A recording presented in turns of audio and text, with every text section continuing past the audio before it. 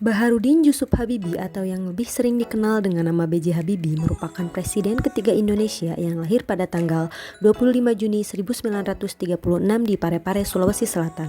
B.J. Habibie merupakan anak keempat dari 8 bersaudara yang lahir dari pasangan bernama R. Atuti Marini Puspowardojo asal Yogyakarta dan Alwi Abdul Jalil Habibie yang berasal dari Gorontalo.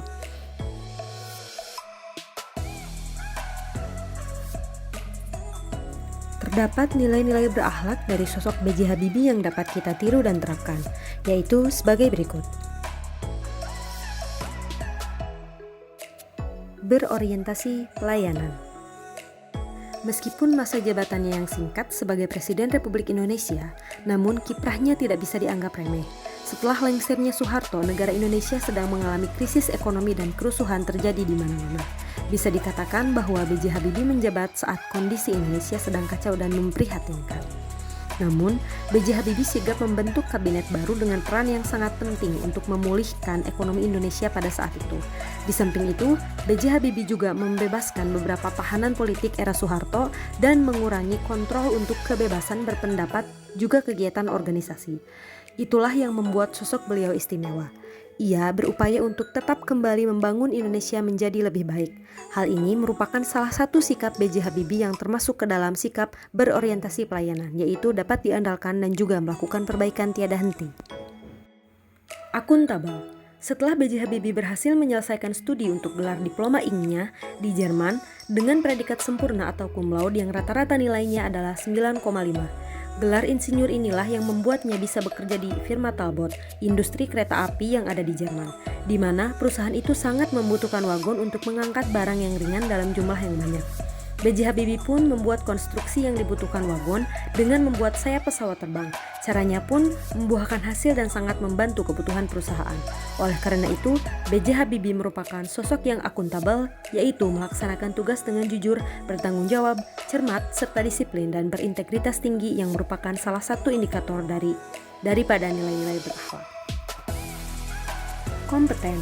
Karena kepintaran dan kecerdasannya, B.J. Habibie melanjutkan studinya di Jerman.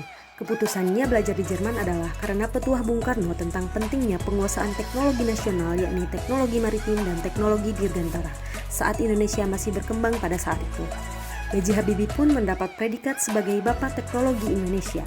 Inilah bukti bahwa B.J. Habibie adalah orang yang selalu meningkatkan kompetensi diri untuk menjawab tantangan yang selalu berubah, yang mana termasuk ke dalam indikator nilai-nilai berakhlak kompeten.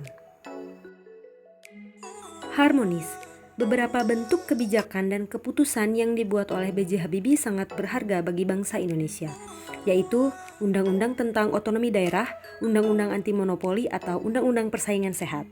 B.J. Habibie juga membuat keputusan untuk membebaskan rakyatnya dalam berpartisipasi pada banyak partai politik. Dapat dilihat bahwa B.J. Habibie adalah sosok yang dapat menghargai setiap orang apapun latar belakangnya, yang termasuk ke dalam sikap harmonis. Loyal. Sikap setia kepada NKRI serta pemerintahan yang sah merupakan sikap B.J. Habibie yang dibuktikan dengan kecintaannya kepada tanah air. Walaupun B.J. Habibie berkuliah di Jerman dan memiliki karir yang cemerlang di sana, beliau tetap memenuhi panggilan dari Presiden Soeharto untuk kembali dan berkarir di tanah air, yaitu Indonesia. Saat B.J. Habibie menjabat sebagai presiden dan dipaksa lengser dari jabatannya, beliau pun menjadi warga biasa dan menetap di Jerman, namun sesekali tetap berkunjung ke Indonesia. Lalu, sejak masa pemerintahan Presiden Susilo Bambang Yudhoyono, B.J. Habibie kembali aktif di Indonesia sebagai penasehat proses demokrasi di Indonesia pada organisasi yang ia buat, yaitu Habibie Center. Selain itu, B.J. Habibie juga menjadi ketua Dewan Penasehat di Partai Golkar. Dari penjelasan ini, bisa dilihat bahwa B.J. Habibie memiliki sikap yang loyal terhadap Indonesia. Adaptif. Kisah menarik lainnya dari biografi B.J. Habibie atau Bapak Teknologi Indonesia ini adalah kejeniusannya menemukan teori crack atau crack propagation theory yang akhirnya diberi nama rumus faktor Habibie. Rumus faktor Habibie adalah rumus yang digunakan untuk menghitung keretakan hingga atom pesawat terbang. Dengan perhitungan yang tepat, maka materi atau teori pesawat dapat lebih kuat dan presisi. Inilah sikap adaptif dari B.J. Habibie, yaitu terus berinovasi dan mengembangkan kreativitas. Kolaboratif. Ketika B.J. Habibie menjabat sebagai presiden di mana kondisi Indonesia sedang kacau dan memprihatinkan, B.J. Habibie sigap membentuk kabinet baru dengan peran-peran penting untuk mengembalikan dukungan dana moneter internasional dan komunitas negara donor agar memulihkan ekonomi Indonesia pada saat itu. Berkatnya, B.J. Habibie berhasil menaikkan kurs dolar ke rupiah Indonesia dari Rp10.000 menjadi Rp15.000 saat krisis ekonomi sebelum tahun 1998. Selain itu, B.J. Habibie juga berhasil menyelesaikan likuidasi bank-bank yang bermasalah saat itu karena kondisi Indonesia yang sedang kacau. Sikap kerjasama ini termasuk ke dalam salah satu indikator kolaboratif, yaitu terbuka dalam bekerja sama untuk menghasilkan nilai tambah. Itulah nilai-nilai berakhlak yang dapat kita contoh dan terapkan dari sosok Bapak B.J. Habibie atau Bapak Teknologi Indonesia.